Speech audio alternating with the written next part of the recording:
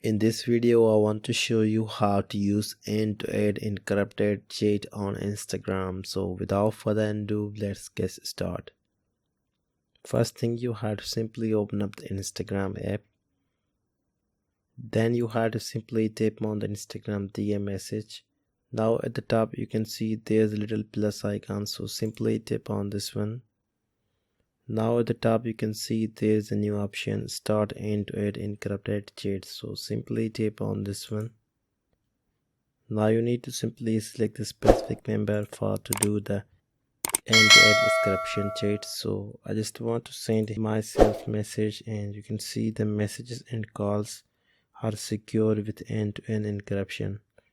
So this is the new feature of the Instagram which allows you to chat the encrypted end-to-end chat.